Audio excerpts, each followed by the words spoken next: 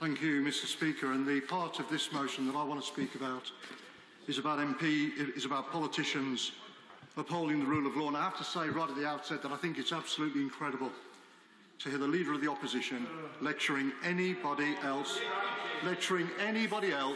about observing the rule of law. And, Mr. Speaker, they've already started moaning, but they ought to listen. They ought to listen. They ought to listen.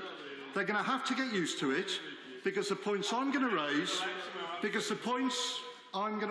in this debate are the questions they're going to have to answer in an election campaign, and they're going to have to explain to their voters and their constituents and the people of this country why they think someone with an appalling record like the Leader of the Opposition is fit, not just,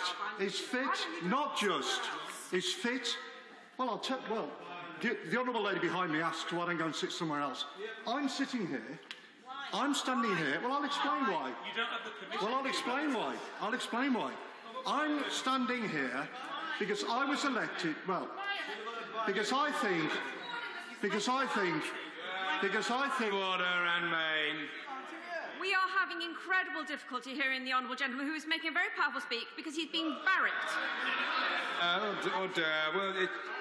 I don't wish to be unkind to the Honourable Lady, but she's not entirely averse to making loud noises from a sedentary position. So, although I appreciate her importance, contribution on this, I think I'll make the judgment myself if she doesn't mind. I'm deeply obliged to her. Ian Austin. Speaker, the more they interrupt, the longer it'll take. But I'm going to make the points.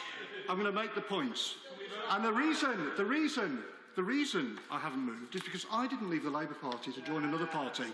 I left the Labour Party to shine a spotlight on the disgrace it's become under his leadership, and because I regard myself as proper, decent, traditional Labour, not like the extremists who've taken over this party and are dragging it into the mud. And that's the point I'm going to make in this debate. And I want to say this. These are people, the Leader of the Opposition, the Shadow Chancellor, these are people who've spent their entire time in politics, working with, defending all sorts of extremists, and in some cases, terrorists and anti-Semites. Remember what these people said about the IRA. It might be ancient history to the Labour Party's new young recruits, but many people will never forget how they supported terrorists responsible for horrific carnage in a brutal civil war that saw people blown up in pubs, hotels and shopping centres. A few weeks after the IRA blew up a hotel in Brighton, murdered 5 people at the Tory party conference, the Leader of the Opposition invited 2 suspected IRA terrorists to Parliament. When the man responsible for planting that bomb was put on trial, he protested outside the court. The Shadow Chancellor said that, quote, those people involved in the armed struggle, people he said had used, quote, bombs and bullets, should be honoured. And they have the brass neck to lecture anybody about the rule of law. What a disgrace. Let me tell you this. Point of order, Graham Davis. Stan, this debate is about obeying the rule of law, whether the Prime Minister obeys the rule of law, not whether members talk to people who allegedly have broken the law. It's about whether we deliver the rule of law. Briefly grateful to the Honourable Gentleman. His antennae are keenly attuned to the debate. There is a fine dividing line.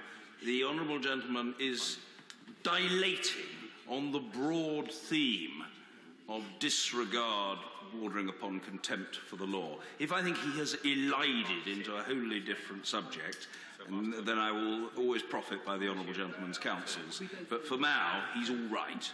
Just. But I do warn the Honourable Gentleman that I hope his speech tonight, given that many other people wish to contribute, is not going to be as long as the speeches he used to deliver at the Students' Union at the University of Essex 36 years ago, when we jousted together. It needs to be shorter. Mr. Ian Austin. Well, Mr. Speaker, my speeches then were a lot shorter than yours. Well, that may be, but what I would say to the Honourable Gentleman is that by common consent, mine were considerably better. Mr. Ian Austin. Well, I'm not going to argue that point, Mr. Speaker. But look, this is a debate about whether politicians can be trusted to obey the rule of law. And there's not a single Labour figure in the past, not a single one, who would have backed violent street protest, as the Shadow Chancellor did, when he called for, quote, insurrection to bring down the government, or praised rioters who he said had kicked the SHIT out of the Conservative Party's offices, or talked, well, she might not want to hear it, but I tell you this. Well, I'm not going over there. Well, I've explained why I'm not going over there. But I tell you this. I'm here because because voters in Dudley North sent me here to represent them. As a Labour representative. And my views, and the things I stand up for, decency in politics, the rule of law, none of these things have changed, and everybody in Dudley knew exactly what I thought of these people at the last election. And I'll tell you this, and I'll tell the Honourable Lady this, I'm going to make absolutely certain that she's going to have to answer to her voters for these points at the next election. All right? Well, we'll see. Now, you'll have to answer to yours. Yeah, don't worry about that. And no other senior figure in the Labour Party's history, would have joked about lynching a female member of Parliament. They don't believe in the rule of law abroad either, Mr. Speaker. They always back the wrong side, whether it's the IRA or Hamas and Hezbollah, who they describe as friends. No previous Labour leader would have supported brutal totalitarian dictatorships like the ones in Cuba or Venezuela that have absolutely no regard whatsoever for the rule of law, and no previous Labour leadership would have allowed a party with a proud history of fighting racial prejudice to have been poisoned by racism, which is what's happened under these people. Racism against Jewish people, to the extent that members have been arrested on suspicion of racial hatred, that the party itself has become the first in history to be investigated under equalities laws by the Equalities and Human Rights Commission.